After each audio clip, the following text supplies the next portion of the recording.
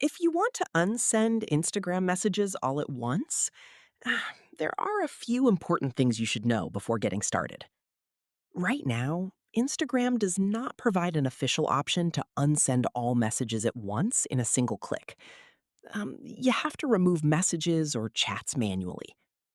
To do this, first open the Instagram app and go to your messages section. Now open the conversation where you want to remove messages. Press and hold the message you want to delete, then tap Unsend. This removes the message from both sides of the chat. If you want to clear an entire conversation from your inbox, go back to the chat list, press and hold on the conversation, and tap Delete. Then again, tap on Remove. Keep in mind, this only removes the chat from your account, not from the other person's inbox. You may also see third party apps claiming to unsend all Instagram messages automatically, but be careful because many of them are unsafe or can violate Instagram policies.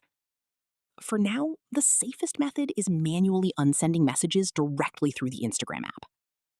And yeah, that's the current way to remove Instagram messages and chats.